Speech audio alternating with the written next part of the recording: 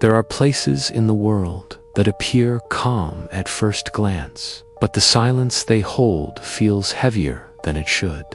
Echo Lake is one of those places.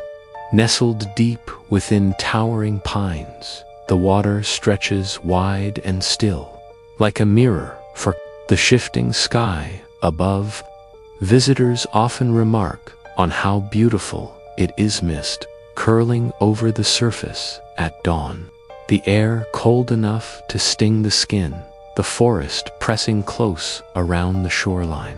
Yet beneath its stillness lies something that unsettles even the most grounded travelers. Over the years, scattered reports have surfaced, strange bursts of static crackling through radios, fragmented voices breaking the quiet, and even music where no signal should exist. Hikers claimed they heard their names carried through the static. Campers described transmissions repeating long after the devices were switched off. These accounts were dismissed by some as interference or imagination, but others insisted they were real, too consistent to ignore. Tonight, we'll follow these voices into the mist. We'll begin with the first known account, the story of a fisherman whose radio picked up something that shouldn't have been there, and the mystery that followed him into the depths of Echo Lake. It began, as many stories do, with a man who believed himself to be entirely alone. In the summer of 1973, a fisherman named Harold McKee set out onto Echo Lake just after dawn. The water was calm, the sun breaking in thin bands across the surface, and the only sounds were the steady dip of his oars and the distant calls of loons. Harold had been coming to this lake for years, drawn to its promise of solitude. On that morning, he expected nothing more than a few quiet hours, a good catch, and perhaps the satisfaction of escaping the noise of his daily life. But just as he dropped his first line into the water, his small battery-powered radio crackled to life. Harold had brought it only for weather updates. Instead, through a haze of static, a faint voice broke through. At first, it was little more than fragmented syllables, rising and falling as though carried by wind. He leaned in closer, thinking it might be a ranger bulletin or another fisherman nearby. But the voice didn't sound official. It sounded weak, pleading. "Help, please, anyone." The words were scattered, swallowed by static, but unmistakable.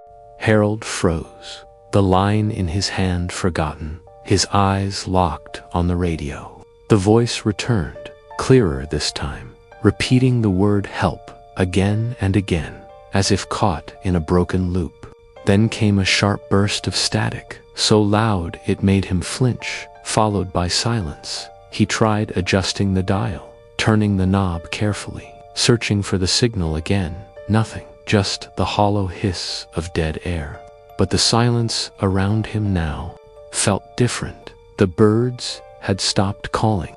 Even the gentle ripple of the lake seemed to fade, as though the world itself was holding its breath.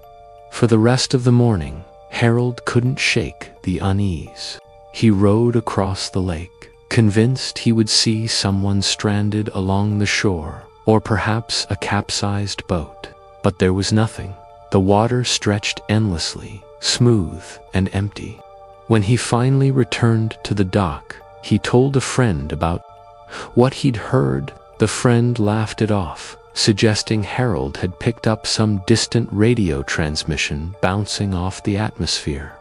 Yet Harold couldn't dismiss it so easily.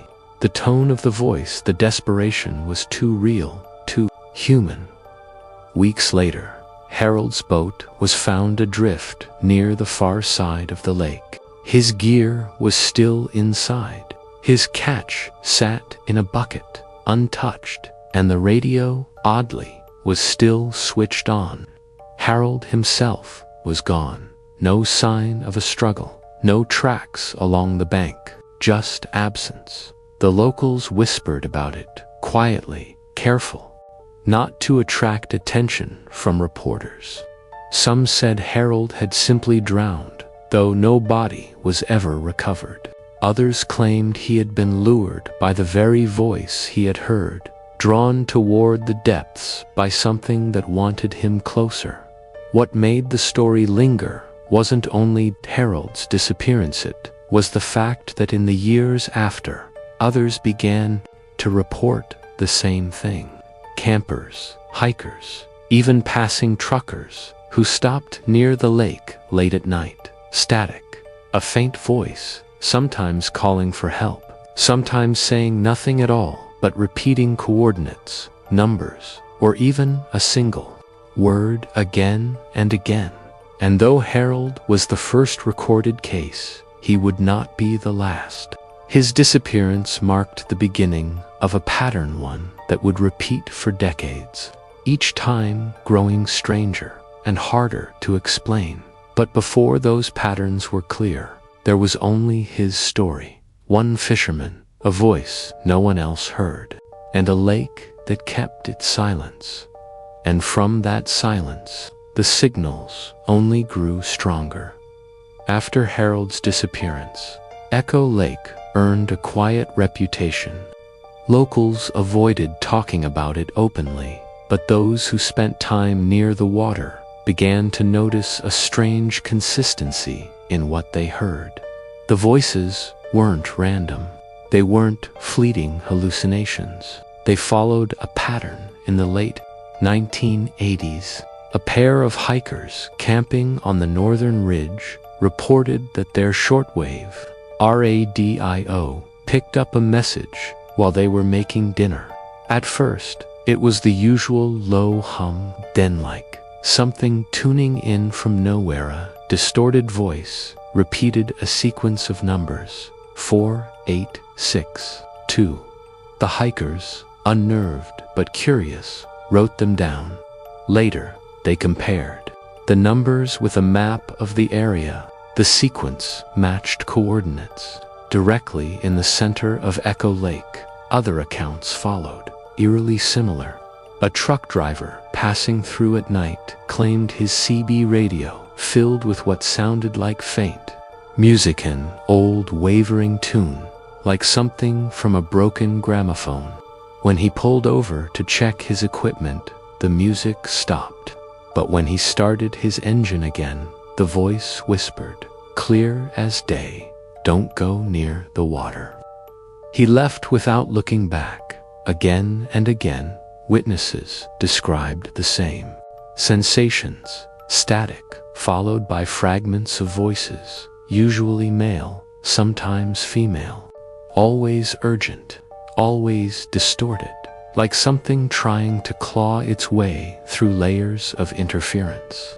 Some messages begged for help, others gave numbers, coordinates, or times of day. A few simply repeated a single word until the signal dissolved into silence.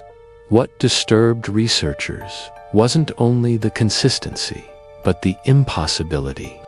Echo Lake sat in an isolated valley, far from broadcasting stations or major transmission lines. There was no reasonable explanation for why radios would pick up the same phrases across decades, and yet they did.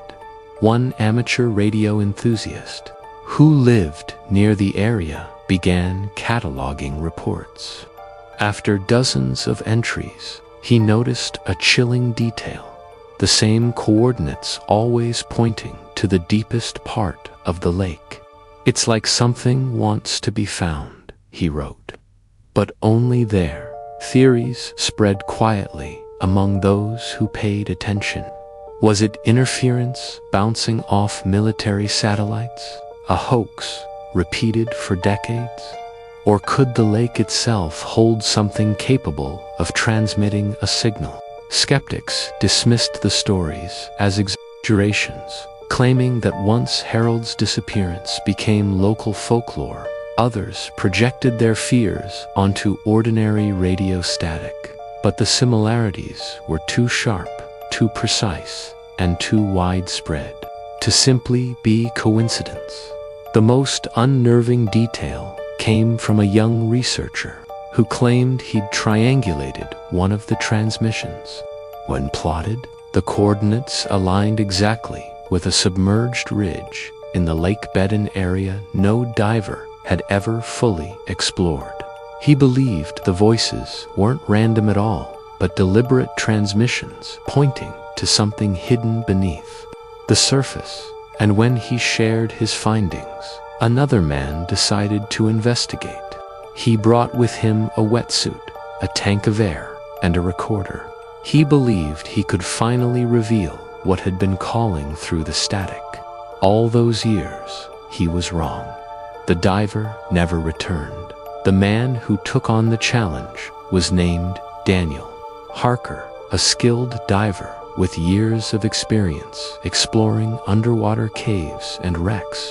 Unlike many who whispered about Echo Lake, Daniel wasn't a believer in the paranormal. He approached the stories with a mix of curiosity and skepticism, convinced that whatever people had been hearing could be explained if strange signals were tied to one spot beneath the water. He would find the source. Daniel arrived in the summer of 1991 with a small team to assist him on shore. They set up near the southern bank, where the water grew cold and dark almost immediately.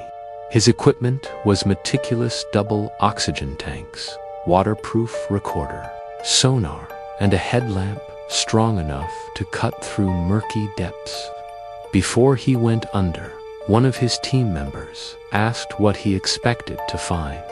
Daniel laughed it off, saying, maybe a sunken radio tower, or just old wires. He seemed confident, too confident. The dive began smoothly. His recorder, later recovered, captured the sound of bubbles and Daniel's calm breathing as he descended. For the first several minutes, he narrated what he saw. Rock outcroppings, strands of vegetation swaying like fingers, the distant outline of submerged logs. But as he drew closer to the coordinates marked by past transmissions, his tone shifted. It's darker here, he noted.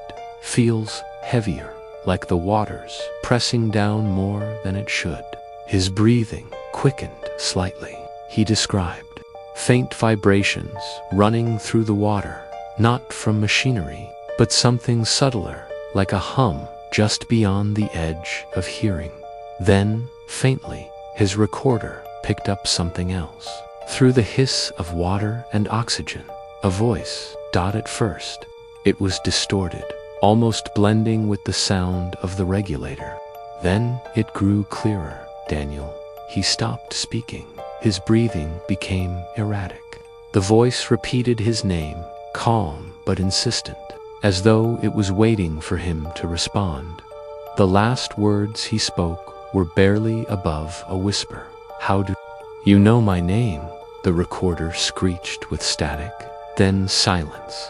On the surface, his team watched their instruments nervously. Minutes passed, then more. Daniel's safety line went slack. When they tried pulling, there was no resistance, as though it had been severed below. Emergency divers went in immediately, but Daniel was gone. The only thing recovered was his recorder, wedged between two rocks near the shoreline days later. Waterlogged, but miraculously intact. Locals said Echo Lake had claimed him. Officials, when pressed, explained his disappearance as diver error or equipment malfunction. But those who listened to the recorder knew better. The voice was on the tape, faint but undeniable. It hadn't come from Daniel. It hadn't come from the surface. It had come from the depths. What unsettled researchers most was not just the loss of an experienced diver, But the implication, the voice had known his name, and if it knew Daniel's name, how many others had it called to before? The diver's disappearance marked a turning point. The whispers about Echo Lake were no longer just legend, no longer just strange radio interference.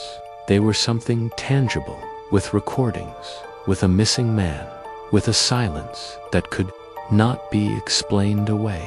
But the story of Daniel Harker was only one of many, and soon the lake would find new voices to call, not just through static, but through the night itself. The next came from a group of campers. Their last night alive began with laughter and ended with whispers in the dark. It was early autumn, when a group of 4 friends decided to spend a weekend at Echo Lake. They were young, carefree, and like so many before them, dismissive of the rumors. To them, the stories of static and voices were nothing more than fuel for campfire scares. They pitched their tents near the tree line, lit a fire, and laughed about how haunted the lake was supposed to be. For most of the night, things were ordinary. They cooked over the fire, swapped stories, and watched the mist roll slowly across the water's surface. One of them, curious about the legends, pulled out a small portable radio. At first, it was silent, nothing but faint static. But just before midnight, it shifted. The hiss sharpened, and a thin, trembling voice slipped through. "Stay away," it whispered. Then, after a pause, they're waiting. The friends froze, each of them glancing at the others to see who might be playing a trick. But no one laughed this time. The fire crackled uneasily, throwing long shadows against the trees. One of them quickly shut the radio off, but the whisper lingered in their ears, as though it had etched itself into the night air. They tried to shake it off, convincing themselves it was interference from some nearby signal. Slowly, their conversation returned, though quieter now, their laughter forced. But as the night deepened, the unease grew. Branches snapped in the darkness. A ripple disturbed the lake, though there was no wind. The radio, long switched off, crackled once more, faintly, as though the static didn't need power to make itself heard. And then the whispers returned, not from the device, but from the trees, from the mist, from everywhere at once. Low, overlapping. Voices, indistinct but urgent, rising and falling like a chorus of the drowned.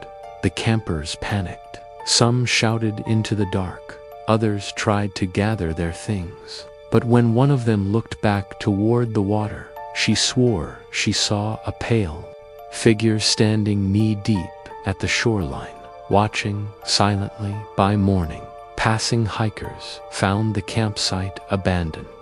The fire had burned down to embers. The tents were intact, gear still inside, but there was no sign of the 4 friends. Their footprints trailed toward the lake hand, then stopped. The authorities investigated, but their conclusions were vague.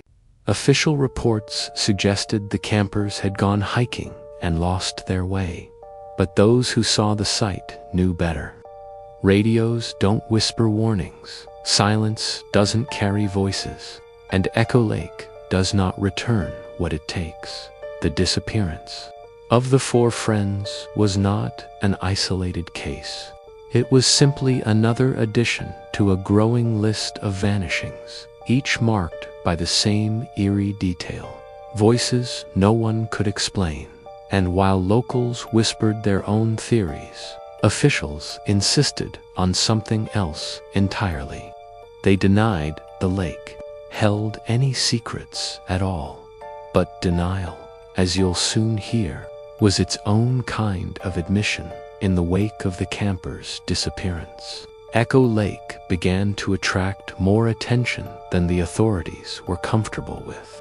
Reporters circled, locals whispered, and families of the missing demanded answers. Yet the official explanations came quickly, delivered with the same steady tone each time.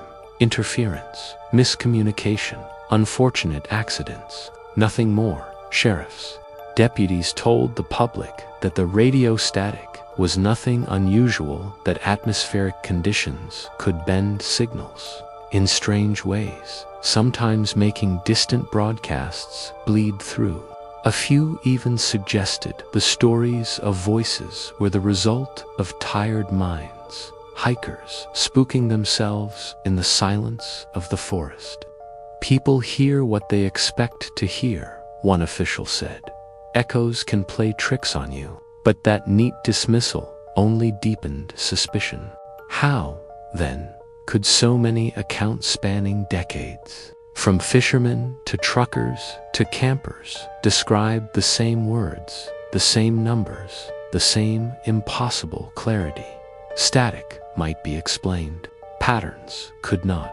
When pressed about Harold McKee or Daniel Harker, officials were even more evasive. Harold, they said, likely drowned. Daniel, they insisted, made a mistake on his dive. Both were tragedies, yes, but not mysteries. The lake, they claimed, was dangerous only because of its depth and its isolation. Nothing more. Still, certain details were never addressed in these official denials. How did the campers' footprints lead directly to the water, then vanish? Why was Daniel's safety line found cut, not frayed? And why did every missing person's belongings, thence boats, gear remain untouched, as if whatever claimed them cared only for the person and nothing else? The denials served a purpose, though. They calmed the uneasy, allowing outsiders to move on, convincing most that Echo Lake was simply another wilderness with its share of unfortunate accidents.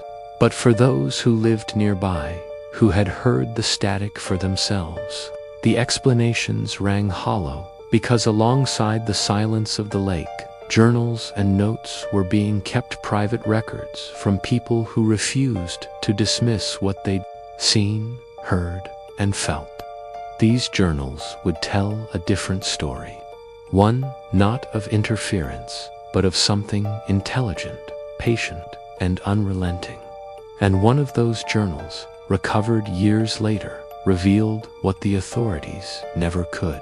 It was the work of a researcher who spent months at Echo Lake, documenting every whisper, every pulse, every signal, until his writing was interrupted.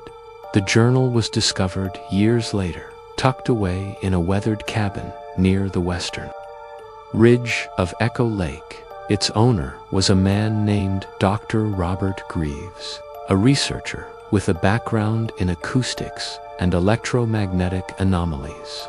Unlike the locals who whispered about the lake, Greaves had come with a scientific eye and a calm determination to strip the mystery of its superstition.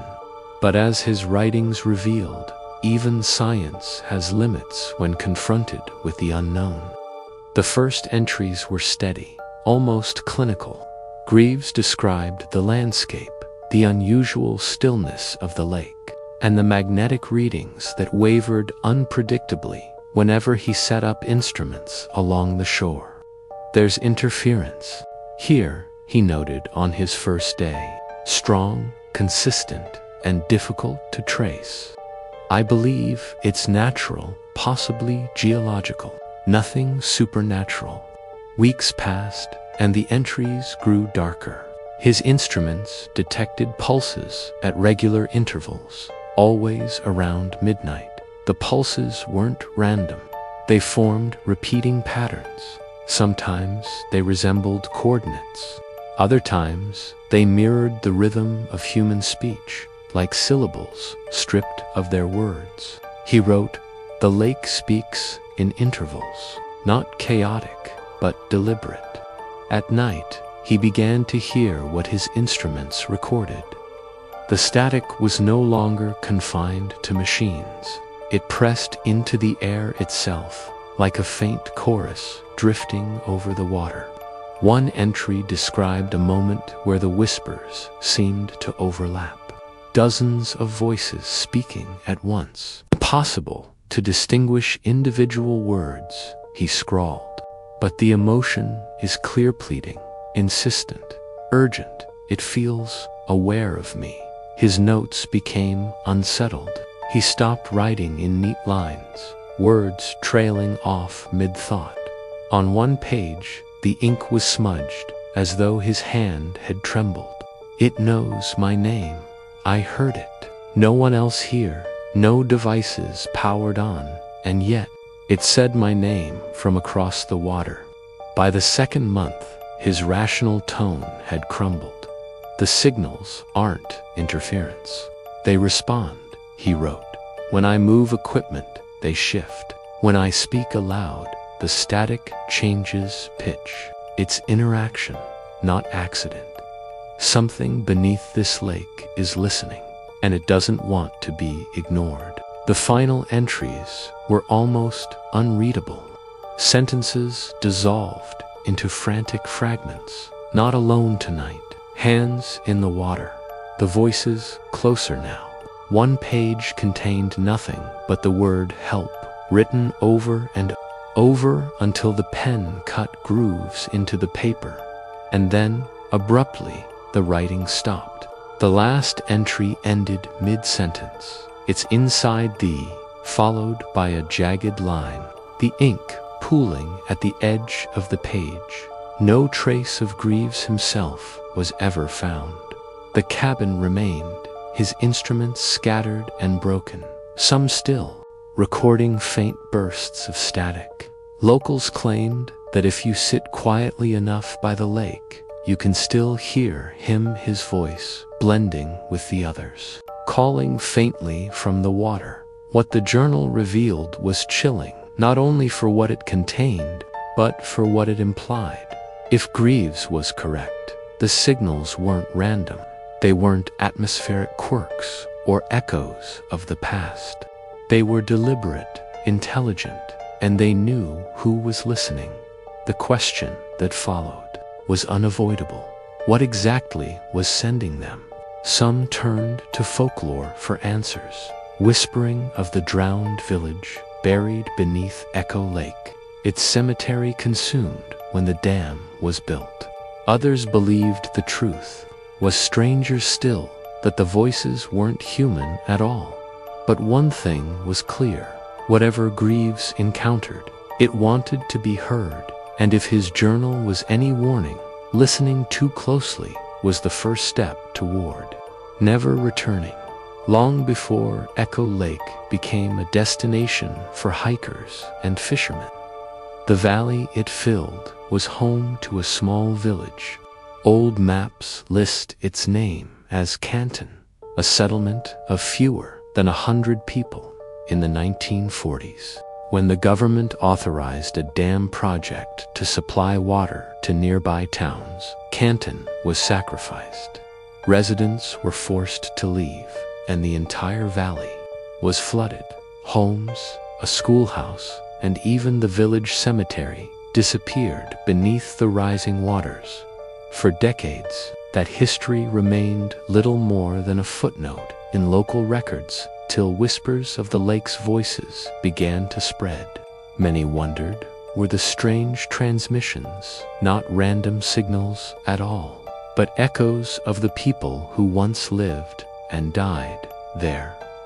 Survivors of Canton's relocation spoke of deep bitterness. Families were uprooted, graves left behind. Some claimed the flooding was rushed, with coffins never moved, entire burial grounds swallowed in days. They drowned the dead twice, one elderly woman told a reporter years later, once in life and once in memory. Folklore soon tied the drowned village to the voices. Static on radios was said to carry the pleas of those trapped beneath. The water calling out for help, for recognition, for release. What unsettled believers most wasn't just the idea of restless spirits, but the details. Witnesses often described the voices using names, sometimes even their own. How could echoes of the past know the present? A chilling newspaper clipping from the 1960s added fuel to the theory. Divers inspecting the dam claimed they found remnants of rooftops and headstones deep below, still standing like a sunken graveyard. Their equipment malfunctioned repeatedly, and one diver refused to go back under, insisting he'd heard crying through his mask. His report was buried in the archives, dismissed as stress. Local legends grew darker with time. Children dared each other to spend nights near the lake, saying if you listened long enough, the voices would tell you secrets, things no one should know. Others believed the signals weren't echoes at all, but messages from those who had been abandoned, warnings, invitations, or perhaps attempts to pull the living down to join them. Yet not all agreed it was spiritual. Some researchers argued the drowned village story was too convenient, a way for people to explain what science couldn't. But they couldn't deny that the dates lined up. The first reports of voices began not long after the valley was flooded, and the consistency of the coordinates always leading to the deepest part of the lake matched where the cemetery had been, whether folklore or fact. The theory of the drowned village gave the mystery of Echo Lake a shape, a reason, and a face. But it also raised a disturbing question. If these voices truly belonged to the dead, why did they seem to change over time? Why did they sometimes call out the names of those still alive? That detail, more than any other, unsettled even the skeptics. Because if the voices weren't merely fragments of history, then something else was speaking through them. And one night, decades after Canton disappeared, a recording would capture the clearest voice yet. Not a whisper, not static, but a direct, unmistakable plea for help addressed to the man who heard it. The clearest account came not from a hiker, a camper, or even a diver, but from a man who spent his nights alone with a radio. His name was Thomas Reeve, a retired signal operator who had once worked monitoring emergency frequencies.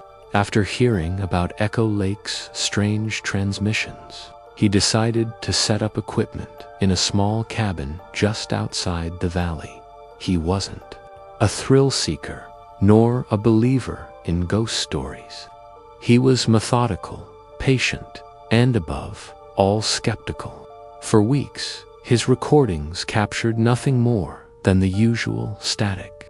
But then came the night of October 14th, 2002. Thomas's logbook, recovered after his disappearance, detailed the sequence. At exactly 11:47 p.m., his receiver began picking up faint pulses, regular and rhythmic, like someone tapping on glass.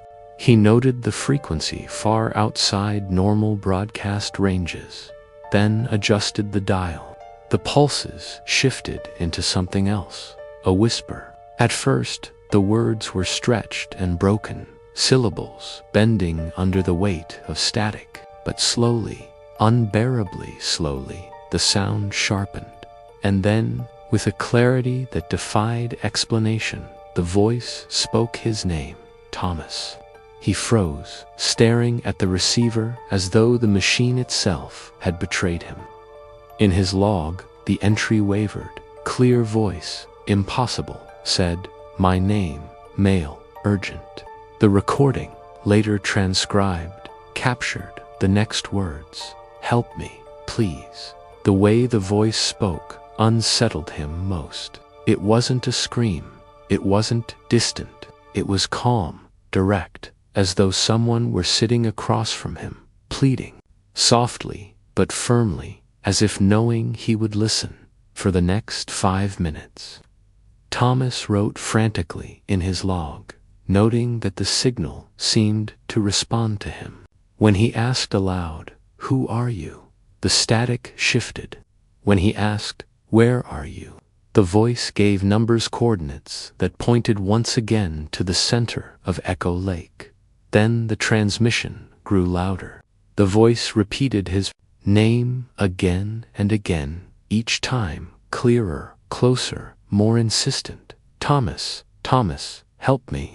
His handwriting became unsteady in the log, the words rushing across the page. "I feel like it knows me. It knows where I am. It isn't broadcasting. It's calling." And then came the moment that no one who heard the recording could explain. The voice, after repeating his name one final time, said something new, something personal. It mentioned the name of his late wife, whispered it with a tenderness that made Thomas drop his pen. There was no possible way, no chance, that anyone could have known that detail, least of all through a radio signal echoing across the lake. The recording ended with the sharp scrape of a chair, as if Thomas had stood suddenly. Then came silence, followed by the faint click of a door opening, and the long stretch of empty static. When neighbors checked his cabin days later, they found the radio still switched on, the logbook open, and his chair tipped on its side. Thomas was gone. His truck remained parked outside. His belongings were untouched. The only thing missing was him. Authorities suggested he had wandered into the woods, disoriented. Others whispered he had gone straight to the lake, drawn by the voice that had called him by name. The tape was later played for experts in audio engineering. Some dismissed it as interference, others as an elaborate hoax. But those who listened carefully noted something chilling in the final seconds, a faint echo layered under the static, not of one voice, but many, like dozens of whispers overlapping, weaving around Thomas's name. The signal had stopped transmitting after that night, but people claimed the lake itself had grown louder. Radios picked up new bursts of static. Fishermen swore they heard voices even without equipment. Carried on the mist. Thomas Reeves' disappearance marked the last and most haunting signal ever recorded. It wasn't just a plea for help. It wasn't just coordinates. It was personal, intelligent. And it left one final question lingering in the minds of those who heard it. If the voices knew Thomas, who else might they be waiting to call? Echo Lake remains as still and beautiful as it has always been. To the casual eye, it is nothing more than a quiet body of water surrounded by pine, a place for fishing, hiking, or sitting in silence as mist drifts across its surface.